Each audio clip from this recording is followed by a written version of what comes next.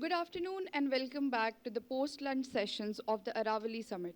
We hope you enjoyed the lunch and now we start with working session 4 on India's global footprint, mobility, migration and diaspora. India has always been a nation on the move. Its peoples, skills and culture have traveled far and wide. From early migration waves to today's vibrant diaspora, Indians across the world have shaped economies, enriched societies, and kept close ties with their homeland. In this session, we will explore how mobility and migration define India's global presence, the opportunities they bring, and the challenges they pose. It is my honor to welcome the chair of this session, Professor J.M. Moosa, Chairperson of the Center for European Studies, SIS GNU. I am so sorry, sir. It is my honor to welcome the chair of this session, Professor J.M. Moosa, Chairperson of the Center for African Studies, SIS GNU, a distinguished scholar in African studies, human rights, and conflict studies. Our first panelist is Professor Maurits S. Hassankhan, historian at Anton University at Suriname. He has been a member of parliament and minister of home affairs. His expertise is in relations between different population groups in multi-ethnic and multicultural societies such as Suriname, the role of ethnicity in politics, migration history, and diaspora. Welcome, Professor Hassan Khan. To add to this rich perspective, we have with us Professor Professor Ayodeji Olukoju, University Distinguished Professor of History at the University of Lagos, Nigeria. He is the author of Culture and Customs of Liberia, the Liverpool of West Africa, Infrastructure Development and Urban Facilities in Lagos, and he has served as Vice Chancellor, Caleb University, Lagos, Nigeria. Welcome, Professor Olukoju. This panel is joined by Professor Lomarsh Roopnarine, from Guyana, professor of Latin American and Caribbean Studies at Jackson State University. Professor Roopnarine's most recent book, The Indian Caribbean, Migration and Identity in the Diaspora, was the 2018 recipient of the Caribbean Studies Association, Gordon and Civil Lewis Book Award. Welcome, Professor Roopnarine. I now invite Professor Preeti, to welcome our guests with flowers.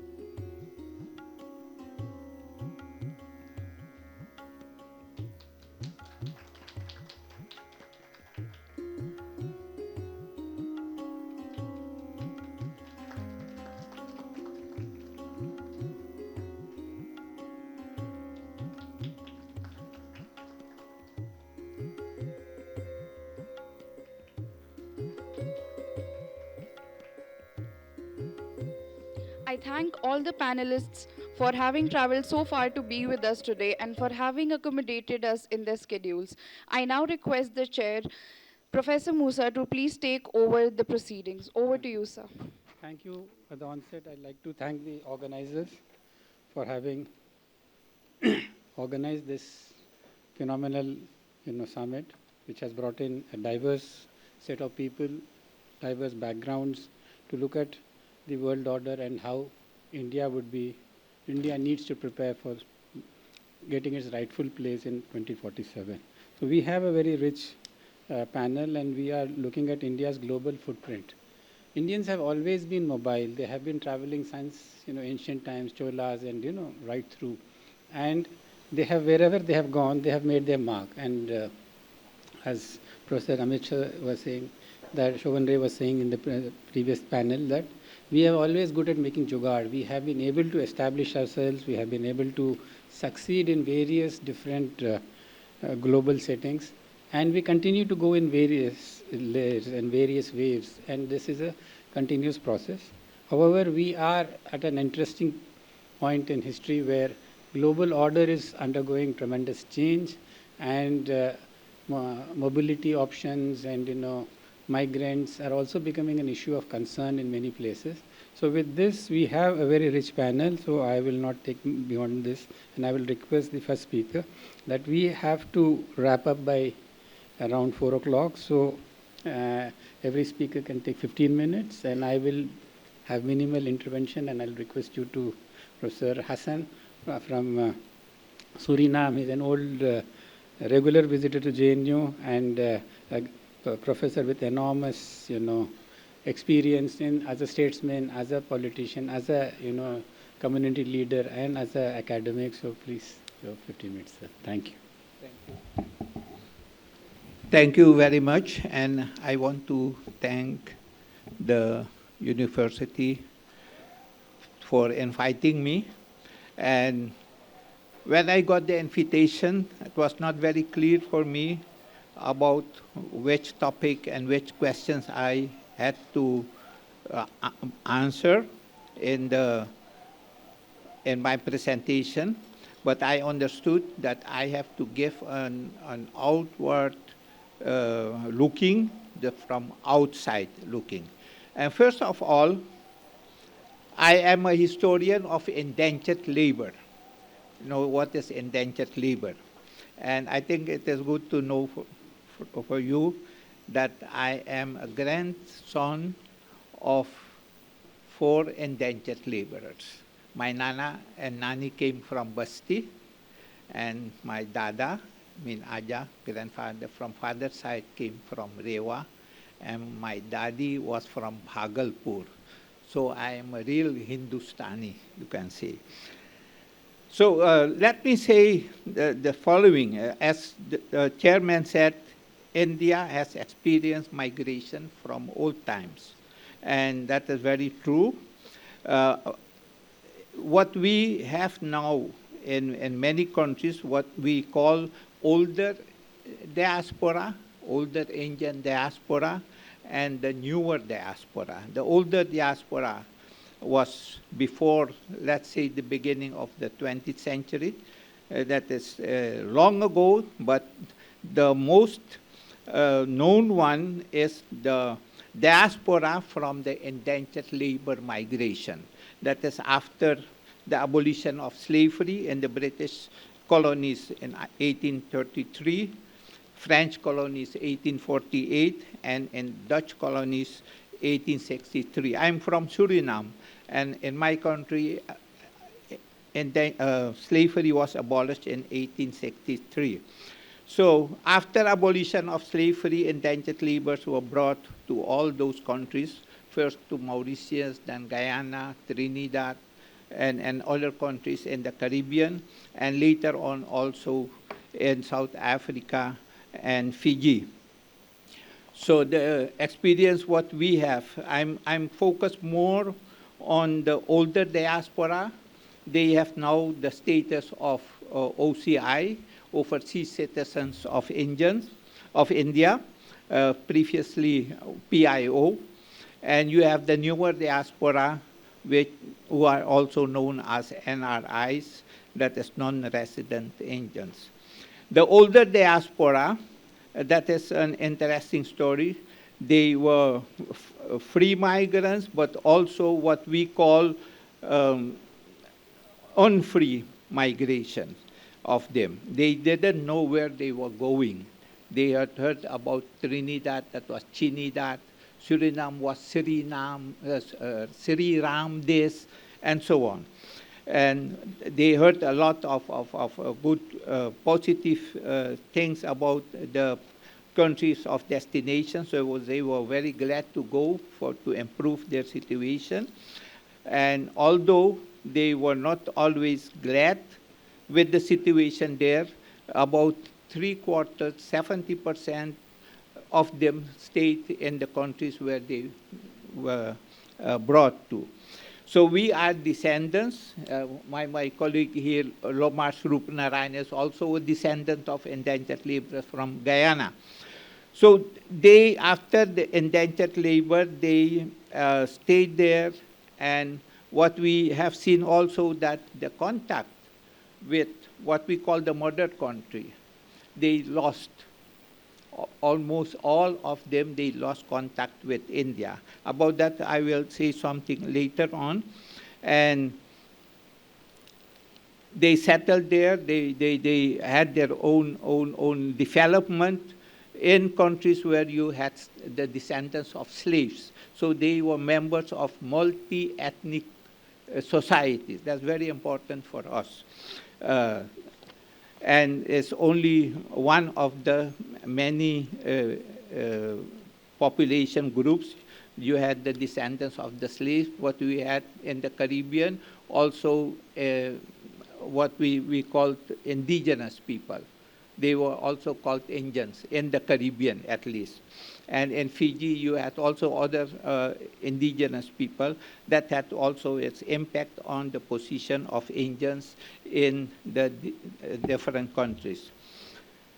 After the Second World War, you had a new gulf of migration.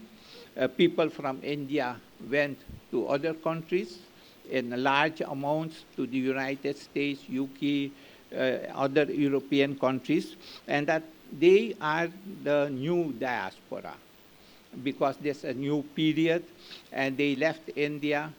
And what we see that the migrants, and that's very important in diaspora studies, that in the first instance, the migration was not in the benefit of the sending countries, because the migrants, when they left, we had a short of laborers. We had brain drain, especially people who were educated. That was a loss for those countries. And that's why the sending countries were not very glad with this situation. After that, maybe after 20, 30 years, migration and diaspora, we have seen that it has also positive aspects, because we have now what was brain drain became brain gain and brain circulation. You have experienced that also in India, because in the 1960s and 70s, when I studied at the university at that period, we didn't see migration as a positive aspect. People who are educated, doctors and so on, they left India and went somewhere else. But now we see a situation that migration has also many positive aspects. Those people who went abroad, they are sending money, or they are investing capital in their countries of origin. So we know there are a lot of studies and figures that India is the country with the largest number of diaspora. We have figures previously about 20 million, but now we heard about 35 million. And that brings a lot of money for India, and that is a positive aspect.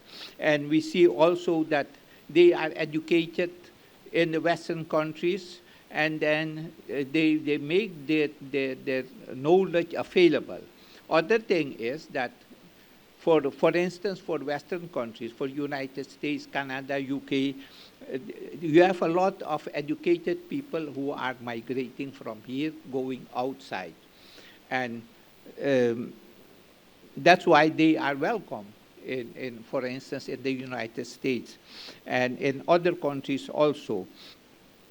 And when they are working there, they sending money. You have also other group of migrants, a very large group, and I didn't know that this group was so large that is in the, how you call it, in the Middle East countries. I think 7 or 8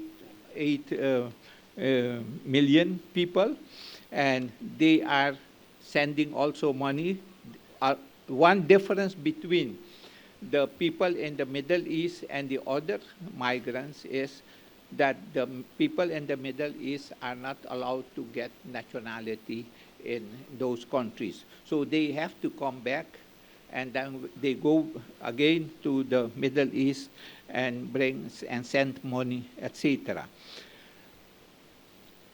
A problem is one of the negative aspects of challenges, and that is the challenge also for India as a country, especially as India is a respected country now and has aspired to become a world power, a global power, and we see that that will happen within a few decades.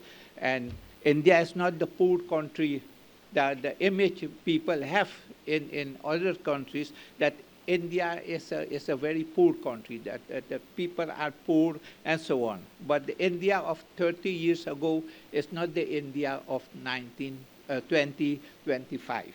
So India has its aspirations, and we, as descendants of indentured laborers or the Indian diaspora, we are very proud about India. One of the things is that the Indians in diaspora are keeping their culture, the culture, the ideas, the philosophy from India, they have kept with them. And they are proud about it. And especially for the indentured laborers, that was one of the rights they had to keep their religion. And they were not very eager to become Christian in the westernized countries. And that gives now some problem. I said they became members of a multi-ethnic society, where you have, for instance, in Suriname, we have the Amerindians, the indigenous people. We have descendants of Europeans, also, although they are a small group. We have Jewish people. We have Afro-Surinamese. In Guyana, you have Afro-Guyanese. Trinidad, you have Afro-Trinidadians, and so on. And then you have the Indians. In Guyana, they call them Indo-Guyanese. In Trinidad, Indo-Trinidadian. In Suriname, we don't call ours Indo-Surinamese. We are Sarnami Hindustani, because we kept our language.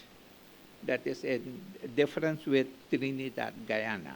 And the only other country where they kept their language really, that is in Fiji. If you go to Fiji and you come to Suriname, you will see the same language people are speaking. That is a mixture of Bhojpuri and Aodhi. So what is important, that the Indians worked very hard after indenture. Indenture was a system of exploitation. But after indenture, people settled there, got a piece of land. They become Kisan. In Suriname, we call ourselves Khetiyar, because they were living on a khet, a piece of land. They agriculture, and work very hard for the next generations. So they become, generally speaking, they have it better than the other people. And that creates problems in those countries. And we have now, in generally, not only Suriname, but more in Guyana, in Trinidad, in Fiji, ethnocentrism or racial discrimination that we had already a long time. In Guyana, it was worse than in Suriname. And in Fiji, you see that people left Fiji. They went to Australia or New Zealand or Canada. And that is a problem. And that problem is not new. Even in the time of Pandit Nehru, the first prime minister, that it was a problem, how to deal with that situation. And still you have that now. If the Indians are in problems in those countries, how India should behave itself as a country regarding those people? Is there anything? Do India have the obligation to do something for them? And that is very difficult, because on the one side, you say, yeah, we have to do something for them. other side, they are nationals of those countries. And in the modern political system, international politics, you don't have the right to interfere. But since 1945, I think, as United Nations, we have human rights, fundamental rights. So that is very difficult how to deal with that, and that is also a problem for the future.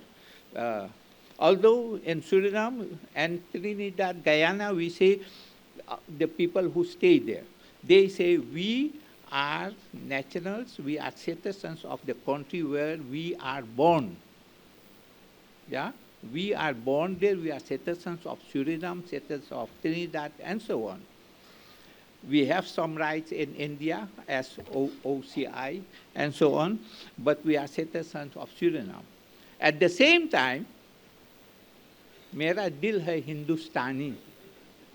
Yeah, we have the political rights and so on, but the connection with India in culture and so on, we still have that, but we had formally after the abolition of indentured labor, people lost contact because there were no ships bringing them back. And now we have a situation that people would like to get in touch with their ancestors in the villages. And especially, how much time I have? 2 minutes? Okay. There is a need for all those people in overseas countries. I call them in the Girmitia countries. They would like to have contact with their relatives in the villages. And it is now time. And that is, in my view, also an obligation for the Indian society here, Indian government and Indian society, to make it possible. And it is possible now, because we have in all the countries, we have the documents, the registers, the ships list, in which you can find the villages of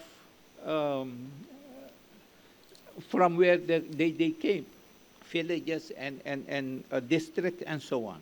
In Suriname, we have already a database, a full database of all the indentured laborers. South Africa has it also. Fiji has also. But when people want to go now, many of the people are living in Europe or in United States. For them, is it easier to come? It's cheap to come to India. They would like to come. And what they want to go, they want to go is to the villages of their ancestors. And they cannot find the villages. So that is also something for India for 2047. And I don't want to wait until 2047. It has to be done now. And the Prime Minister of Modi has announced and promised at Pravasi Bharatya Divas in 2025, this year, that the Indian government will initiate a project on locating all the villages in India, all the ancestral villages. So that is a promise given to us. But this is also we in the destination countries want to do. And there is an international indentured labor project, approved by the UNESCO with the help and assistance of the Indian government. We have such a project, indentured labor route project, in which we want to study indentured labor, but also to locate the villages. But to do this, we need collaboration between the Girmitia countries, scholars and institute of there, and Institute of India. So that is one of the most important things I want to bring forward, and that is one of the reasons why I accepted the invitation to come here. I traveled 2 days long to come here.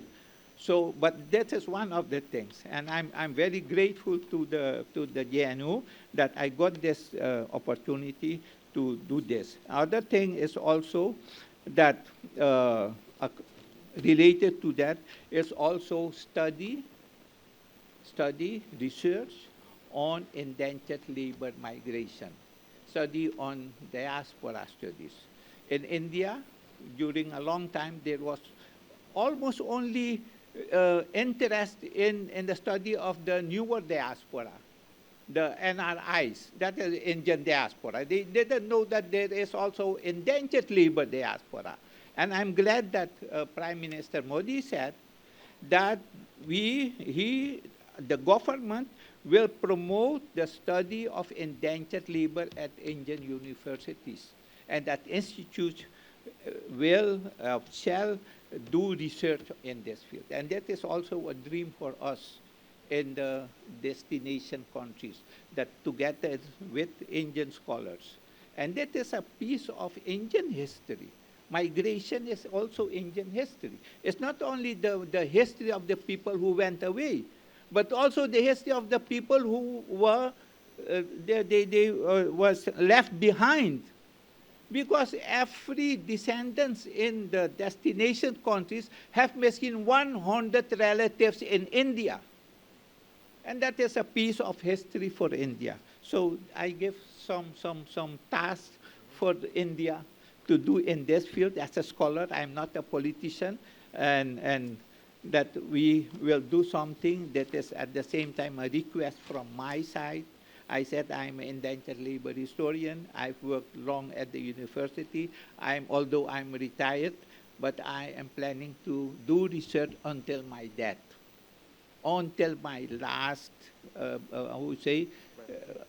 breath, to do research. And I do hope that I will get the invitation from here. We want to collaborate with you to do research on this, because that is not only the wish there, it is also in interest of the people here and for India. That is what I would like to say. Thank you very much. Thank you, Professor Hassankhan. Thanks for bringing out these nuances about the older and the newer diaspora, and then the different waves and the challenges of ethno-racial discrimination, and how Indians have, through their effort, been able to create a space for themselves in these communities, and that the possibility of future and how to reach out to them and how to engage with them. Thank you, sir. Thank you for your presentation. It really has opened up a lot of issues for us, and I'm sure there will be policy outcomes which will follow your plea. Thank you, sir.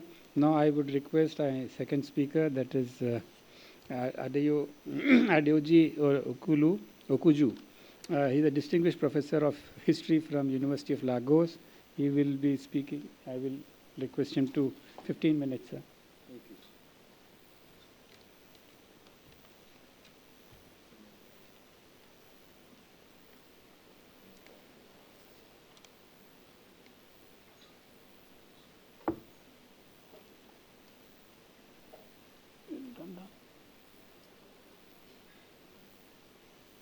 You can start. In the meantime, the slides will come down.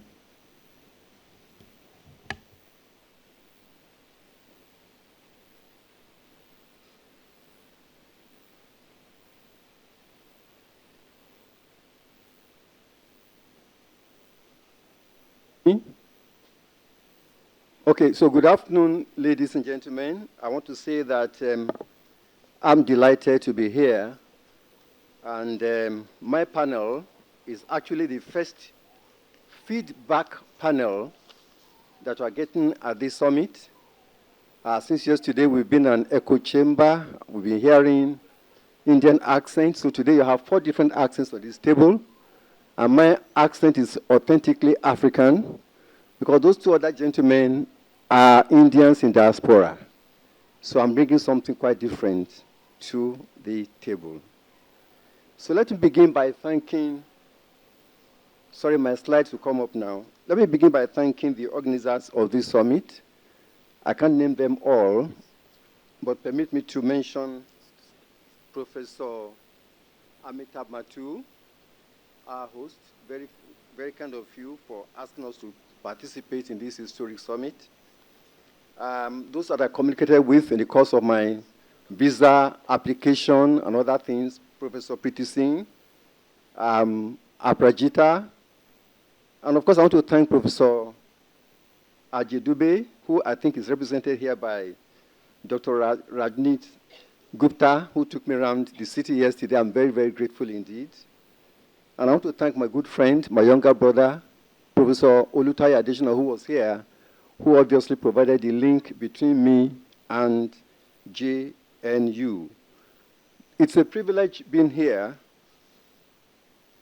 in India because I'm coming here after having taught Indian history for about 10 years. So it's the other way. When I went to Japan, on getting back, I was asked to teach Japanese history.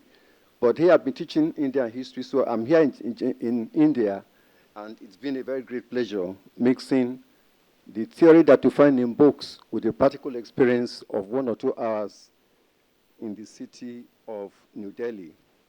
And Professor S.D. Muni, I was so delighted to see him yesterday because the last time I saw him was at the Institute of Development Economics in Tokyo in 1994 when he was a fellow. I was a fellow there, a fellow of the Japan Foundation. So I salute Professor Muni, who at that time even was a legend, was a respected scholar that we, younger scholars, looked up to. So my presentation is a very simple one. It focuses on just one side of the bilateral relations between Nigeria and India. And given my interest as an economic historian broadly, but narrowly focused on maritime history, I've decided, and that's a product of the recent development, to focus on business history and, of course, civil aviation. So what I'm doing today is to look at Indian businesses in Nigeria, and I'm guided by a few questions that you can see displayed on over there. How have Indian businesses evolved and adapted to the vicissitudes of the Nigerian business ecosystem? How are Indian businesses viewed in Nigeria by their employees, competitors, partners, the media, and the government, especially regulatory bodies in Nigeria? I'll come to that shortly. What are the business group strategies adopted by Indian businesses in Nigeria? This is something that I've explored in other contexts. And what, of course, is the overall impact of Indian business enterprise in Nigeria? And what are the possible lessons that we can draw from this case study compared to, that is, Indian enterprise to other expatriate enterprises? Of course, in Nigeria, we've had them. In addition to the British, the colonizers, we had the so-called Levantines, the Lebanese, the Syrians, and all that. But then the Indians were a different category. So historically, let me just trace the progress of Indian businesses in Nigeria. The first Indians were said to have arrived by sea in 1919. These were Sindhi traders. They started as shopkeepers. They were small-scale traders who operated retail outlets in the city of Lagos. The city of Lagos, by the way, is the chief port of West Africa, which is why I titled my book The Liverpool of West Africa, because that was the nickname that Lagos was given at that time. There's a debate in the literature as to who was the first Indian or the first Indian firm in Nigeria. Well, the literature says Chelaram, but some other person. The details are in the paper that I've written on this subject, which I presume I must circulate with the permission of the organizers after this conference. So in 2023, Chelaram celebrated 100 years of its operations in Nigeria. Though some said it wasn't Chelaram that got that, it was Chanrai, but that is not of immediate interest to us now. It does appear that those Indian firms were textile importers from India itself via Liverpool, and they established agencies. In other words, they were agents of European firms, Far Eastern firms, before they established their own enterprise. And we could see that the Indians generally made the transition from commerce into, as we're going to see now, into manufacturing at the local level. By 1980, which was less than a century of their operation in Nigeria, Indians were already celebrating their industrial success in Nigeria in spite of stiff competition from European and other competitors. This presentation is making a point, which we are going to demonstrate shortly, that Indians have made significant contributions to various sectors of the Nigerian economy: textiles, pharmaceuticals, agriculture, surprisingly, and engineering.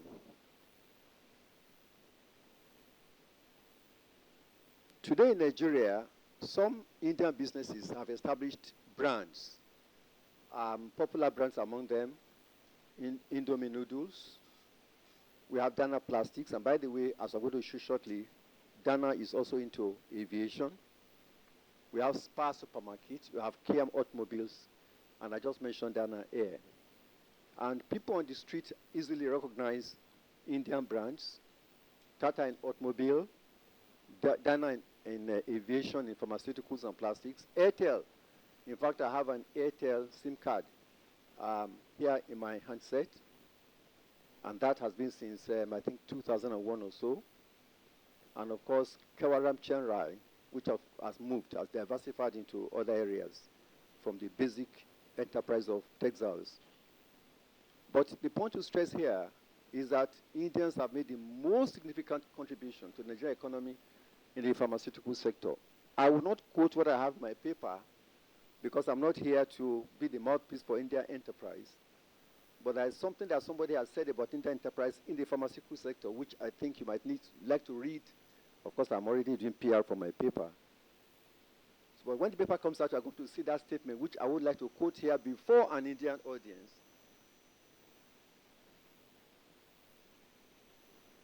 Because some of you might think that I've been paid to do PR for some Indian firms in Nigeria, which is, of course, not the case.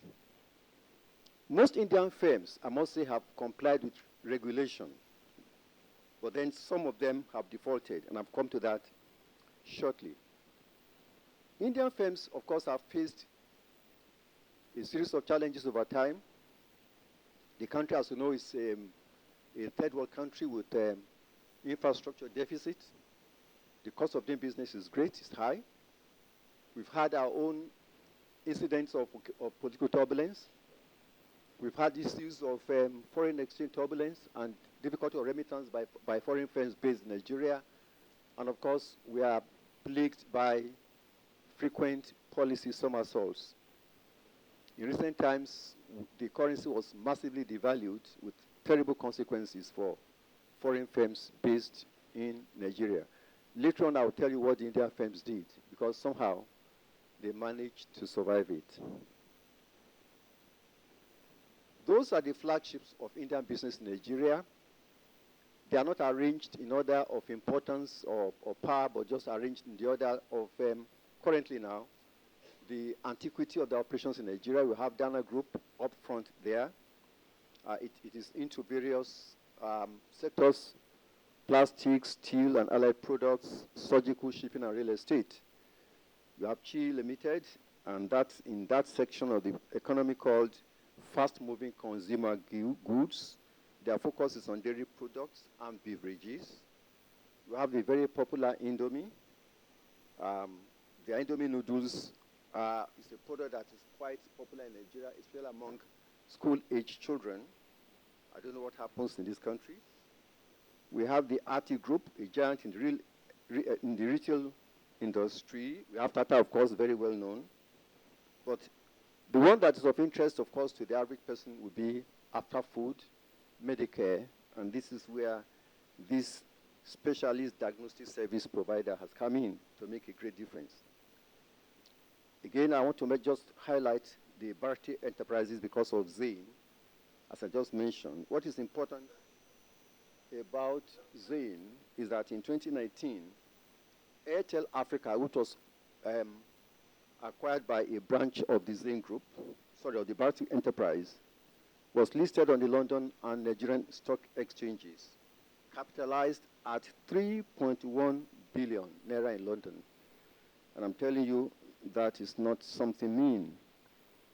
By November 2024, you could see that the value of its assets had risen to 8 trillion naira in local currency, and their shares are highly valued, highly priced. As a business historian, I'm interested in Indian business strategies, which of course are outlined there in that slide. I discovered that Indian enterprise had made use of commercial intelligence as far back as the 60s and 70s as to what the domestic economy required and where to make their entry. And those studies were commissioned by the Indian government, by the way. The Indian businesses had demonstrated innovativeness and adaptability. They have diversified generally from commerce into manufacturing and services. They've engaged in partnerships. They formed joint stock companies. They've leveraged kinship and other networks. In fact, practically all of them started and have remained as family firms in terms of ownership and control, even as we speak. And of course, they have been pioneers in the application of ICT to business. They are very good in the area of branding and marketing, with massive adverts on television, in the newspapers, and they've even gone ahead to employ brand ambassadors, very popular figures, to push their products in Nigeria. The government of Nigeria, of course, mandates firms to engage in CSR, corporate social responsibility. So what the Indian firms have done is actually to use that to convert the CSR into branding and marketing. And then they've operated on the platform of pressure groups, chambers of commerce. What is of importance to us here is that the Indian government, whether the consulate in Lagos and Abuja, or the government here in New Delhi, has been very supportive of Indian business. For example, in 1962, 2007, and 2094, Indian prime ministers have visited Nigeria. The last to visit is the incumbent Prime Minister of India, who got an award that only the Queen Elizabeth of the UK got, the second highest award offered to anybody, the Grand Commander of the Order of the Niger. So that will tell you how India is rated. So in my next slide, I'm told I have a few minutes to go. I will say that Nigerian responses have been generally positive. India itself is seen as a model for emulation. But a lot of Indians, of course, have been implicated and interdicted for various sharp practices. I've listed them in that slide. You have them, fake and substandard products. In fact, one Indian newspaper here in India lamented that Indian, especially Sindhi traders in Nigeria, appear to be heading towards the same unpopularity and contempt that Gujarati businessmen have experienced in Kenya and Uganda and still face in Tanzania and Zambia. So we have cases of fraud, drug smuggling, inhuman labor practices, and blatant abuse of the expatriate quota system. In fact, an Indian minister himself came to Nigeria and said, I support the labor unions to force the Indian employers in Nigeria to pay living wages. Chairman, I'm about concluding, and I'll just push one slide before I conclude. What are the prospects for the future for Indian business in Nigeria? I'm not the PR man, but the Lekki Free Trade Zone is a new outlet for expatriate capital in Nigeria. And for Indian businesses, and this is where they have really made a big killing, the non-oil sector is very important.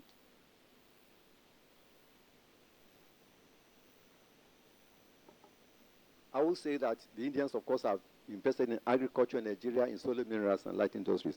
So let me conclude on this note. We are talking of India as a global power. Yes, India has planted a giant socio-economic footprint in Nigeria through those enterprises I've outlined.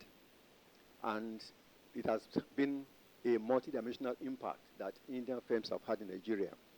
They've invested billions of dollars in the economy, and that, in various sectors of the economy, they've created employment opportunities. What Indian firms have said about themselves, I will not quote here, but you can read in my paper, because it might sound unpatriotic on my part, but it's, of course, very positive for Indians. I would say, of course, that Indian firms have given a vote of confidence to Nigeria because they stayed while others fled.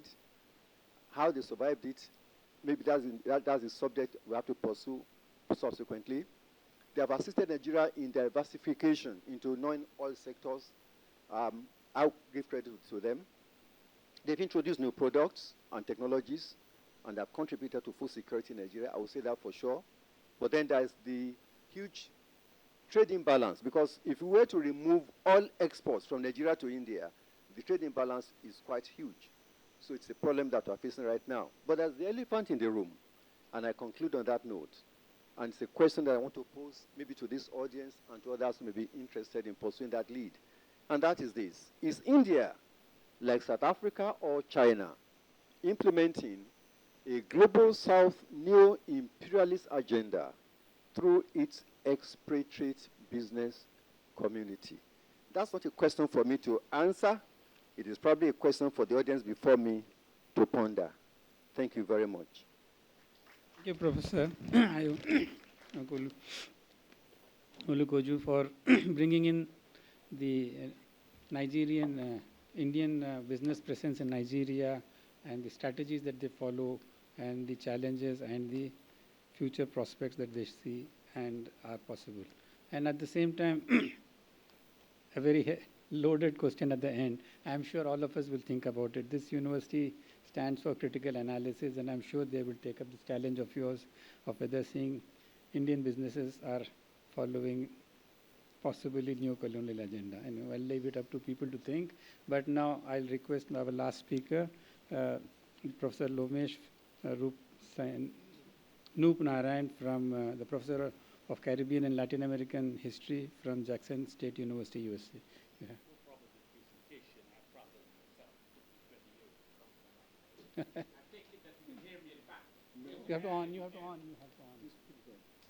Yeah. I take it that you can hear me at the back there. Yes? All right. Thank you, the audience, for being here this afternoon, given the post-lunch dynamics. So I'm happy to see you all here, especially the students. My life revolves around students. By definition, I'm a professor. So when I see students, I get excited. So look out, I'll be excited this afternoon. Welcome to my colleagues here. And I would like to add one more item to my introduction that is not in the print, which my colleague here has already alluded to as a way to jumpstart my presentation. And that is, I'm the 6th generation of Indian that was born then in British Guyana, now Guyana. I saw the ambassador here, High Commissioner, Mr. Siraj here. I recognize him. Thank you for being here, sir. And so I am the 6th generation born in Guyana. And I sat here when I was coming on the 24-hour flight from the United States onto here in India for the first time. My mind got back into sort of a habit of reflection. And that is what my ancestors were thinking or what they would have thought that one of their great-great-grandsons is here today to speak with you. And I find that in a way that I'm coming around, not necessarily at 360, but I'm banging the turn to 360.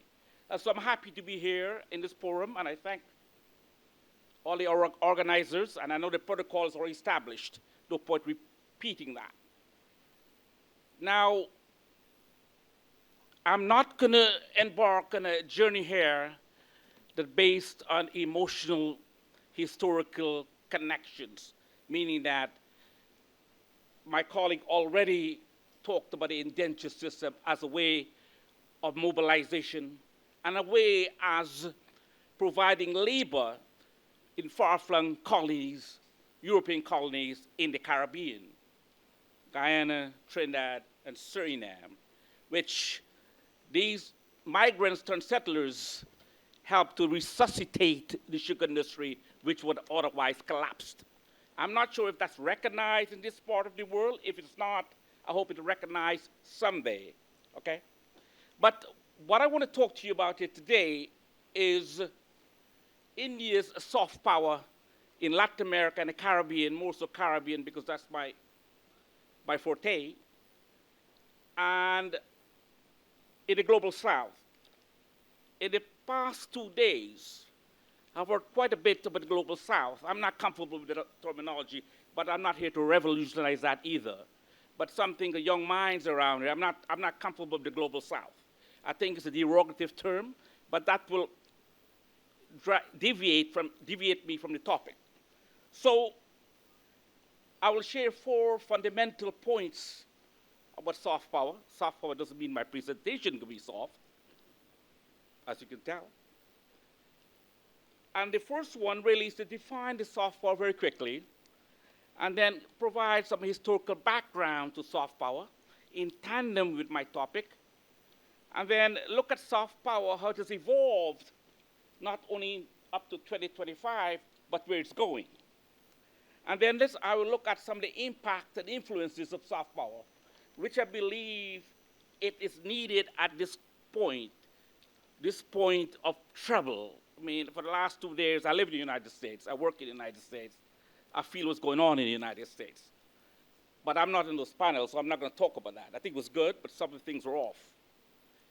And so I think soft power is needed now, but any time ever, from an Indian point of view, from an India point of view. Why? Because India's soft power is based on comparative analysis or comparative advantage. It's natural, it's fluid, it's coming from the heart, as opposed to being entangled in ways to project or promote your policies here and abroad. So let me get back to the first theme, and that is, what is soft power? In a nutshell, well, there is an abundance of literature on soft power. It's all over the place. But fundamentally, what it means is when governments use culture, mainly, to promote foreign policies objectives, okay? Foreign policy objectives. And the idea of that is to build friends, build alliance, get engaged, so that your thoughts and your goals and ambitions will resonate beyond the national borders, well, internally first, and then extend overseas. The worst thing you want to do with soft power is to manifest what's wrong at home overseas. So in the terms of India, you can look at culture, and I'll get to some of those characteristics in a minute. So soft power, in a nutshell, is that a policy whereby governments use to promote itself, to build friends, to build mutual respect, and all of that associated with foreign policy objectives, especially in the trying times, what we've heard for the last 2 days, that the global order is in the process of changing, and India has to be on the train to deal with those changes. Let me say, as I'm thinking here, the last couple of days, the image I got, sitting over there, and the analysis that in the United States in particular is a static place. That what is happening right now going to continue. In my book, in my years living in the United States, that's not permanent. It's a place things will change. And my question, again, I was not on this panel, I'm just bringing this out. How would India adapt to the changes going to happen 3 years from now if, say, we have a change of government in the United States? So the sacrifice that India is making now will have to be in tandem with a sort of flexibility that would not replicate past mistakes, what I've heard. Okay? I just deviated there for a few minutes or a few seconds. Now, let's look at, am I good at time here? Let's look at soft power in a historical sense. And my colleague here alluded to that, the indenture labor. You know, the Indian government during the indenture was a colonized Indian government. meaning that it was powerless in this indenture system, responsible for transporting 2 million people. In those days, the equivalent today is probably 100 million. And it had no power.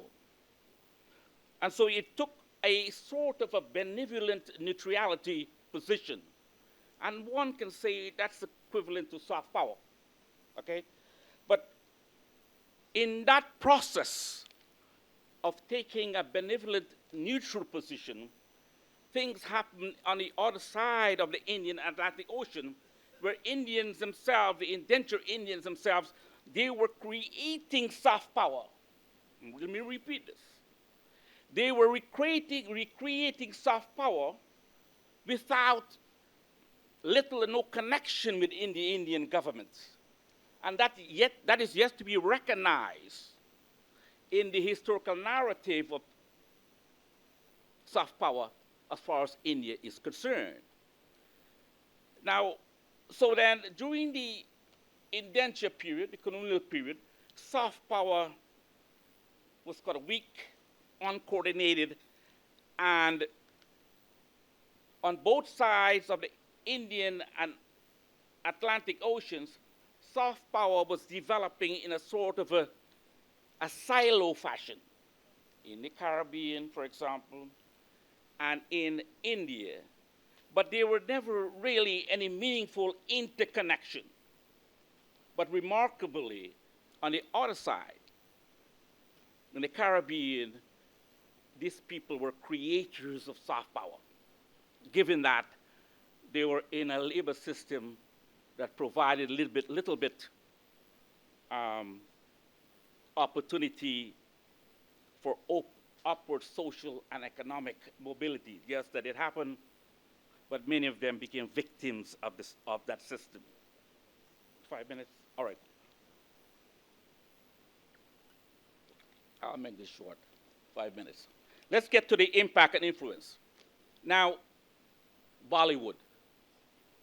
That's one, okay?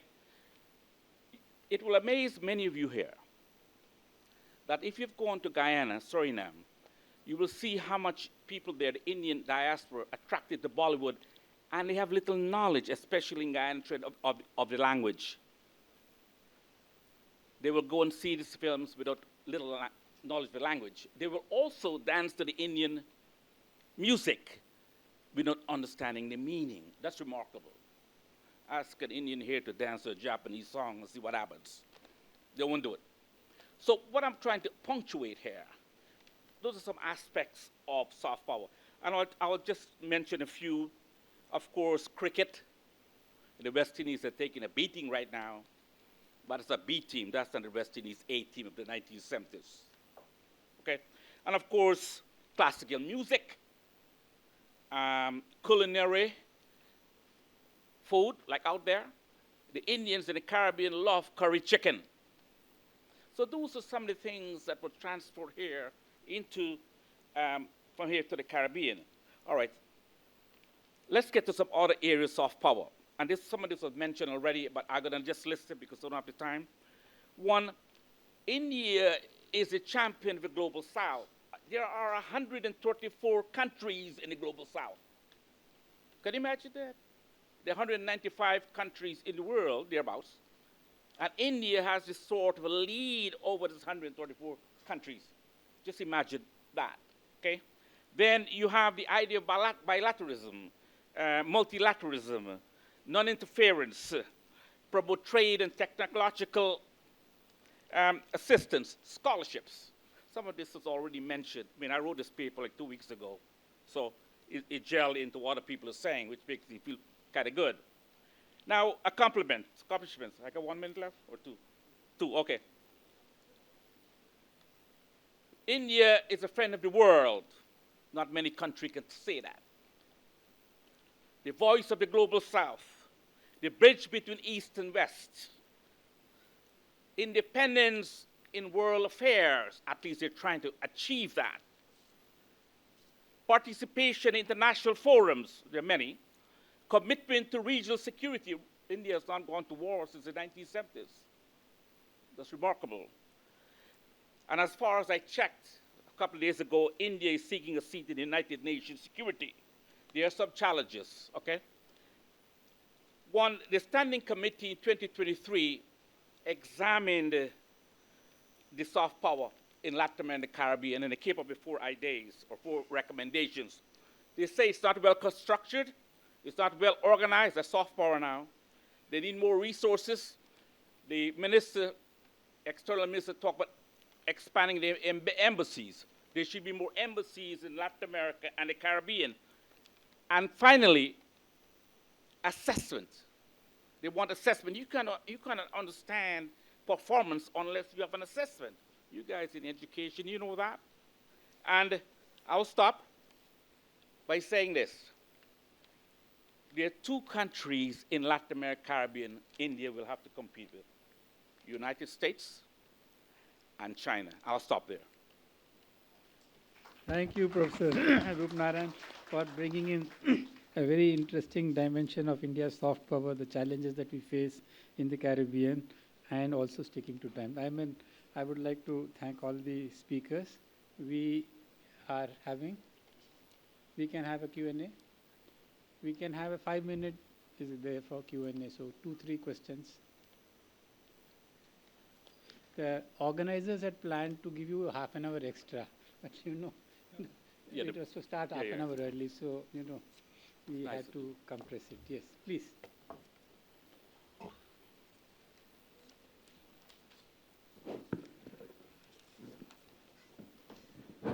I'm MP Roy. I have earned my PhD from SIS 30 years ago. My response, not the question, my response is to Professor of History Lagos. Professor, I want to tell you that even our religious scriptures don't identify ourselves as imperialist or the neo-imperialist. One of the verses of in Sanskrit says, "Ahang nija probeti ganana laguschet sam udar charita nantu vasudhaiva kutumbakam." It means it is mine or that is yours is only the small people say like this. Those who are liberalized thinkers and liberalized soul, they don't think like that. They think in terms of Vasudhaiva Kutumbakam. The whole world is our family. What is the question? The question is that Professor has said that India seems that it is the neo-imperialist power. Sir, we are not neo-imperialist power. So much so, I'll quote another. I think we are short of time. We had to leave this room by 4. I have spent 10 years in JNU, sir. I deserve 2 minutes. No, the trouble is that these people have traveled Yes. a long distance. They must also respond. Organizers have a timeline to keep. Quickly.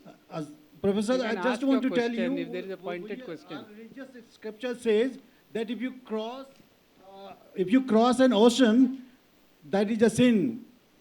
So the people of all such these are sinners. framework cannot be imperialist. So I would I would suggest you rather, when you go back, tell your students that India is not an neo-imperialist power. Thank you. Thank you. Okay, I Rajni? don't think I said that, but okay. Quickly.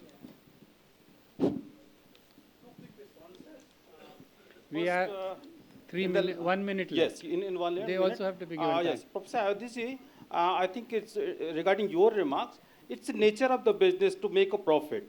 But if you relate in the terms of what they contribute in the forms of charity and philanthropy, I think you will realize that they are not that much exploitative as Europeans or Chinese. But my major comments are on the Professor Maurits Khan's presentations. First of all, I will begin by asking a personal question, whether you stated Reva, your grandparents belongs to Reva. If that is true, I would like to know more about that because I also belong to that region. And there are less studies of the migration from Baghelkhand and Bundelkhand regions. Regarding your comments on the engagement with the previous diaspora, old diaspora, I think culturally we have been always much engaged with the older diaspora. Even in the governmental front also, it was our late Prime Minister Indira Gandhi who related as Indian diaspora, old diaspora as our ambassadors. Later on, of course, in the high-level committee report which came in 2000, then that report, recommended for the establishment of 25 diaspora department. Moreover, there have been academic research on diaspora in all over India, especially in my center. Yes, in 1970s itself, our Professor Andret Gupta wrote a book on Indians abroad. And later on, we have continued that tradition. Of course, there are various things which we can discuss later on. You can discuss over tea. Yes. If anybody would like to respond to some of these things, one minute each. Sure. Is it on? Yeah. Yeah, I was just trying to compose my thoughts, but now I have a chance to reply off the cuff. I will quote a very popular saying attributed to, I think, one of the Bush American presidents. He says, if it works like a dog and does something like a dog, then it must be a dog. So imperialism, let me just make it clear, we're not talking of overt political control. We're talking of economic imperialism. You don't need political control for that. When your capital dominates the market, and by extension the society, there's not that name you can call that. So if it works like a dog and quakes or whatever like a dog, it certainly must be a dog. So how I perceive India enterprise cannot be the same as Indians perceive India enterprise, because we're on both sides. So if you are throwing a punch, you don't feel it like the person who takes the punch. But to the credit of Indian enterprise Nigeria, I mentioned it, and I think my paper is there, but in the fuller paper, I can assure you that I highlighted Indian contribution to the Nigerian society. Someone said, and I'm not happy to say this, that the Nigerian Medicare sector is almost, in fact, I complained, in my comment I said this was an admission of dependency. If you took out the Indian contribution, we will have a crisis in Nigeria because of the cost of medication, whether in terms of treating HIV/AIDS, in terms of COVID and all that. So, but then the Indians are in Nigeria to make a profit. And I also said in my paper that, for example, if you said Indian enterprises engage in corruption, they are not angels, they're human beings like yourselves. They could not have succeeded without local indigenous collaboration. So I was just making the point that you want to blame them. Point well taken. So the point is well taken. Thank you very much. Thank you. Anybody else would like to say? I don't have a comment. Okay, fair enough. Yeah, you can make contact with the organizers. You can get my address, contact details. Everybody who would like to contact me regarding indentured labor and whole studies about it, I am available 7 days a week between 24 hours a day. Yes. Thank you. I must, at the end, thank everyone, all the panelists for having, they have traveled long distances, and we couldn't do justice in the sense that it could have been far more engaging and far more detailed, but there are constraints that every organizer faces. Thank you all, and I will thank all of you and the organizers for organizing a great panel and a very fruitful discussion. Thanks a lot. As we bring the session to a close, it is clear that India's global footprint extends far beyond its borders through the mobility of its people and the influence of its diaspora. Today's discussions have underscored not only the historical depth of Indian migration, but also the contemporary significance of diaspora communities in diplomacy, innovation, and transnational networks. I thank the chair and the panelists. With this, working session 4 comes to an end. Please remain seated. We will be starting the next session shortly.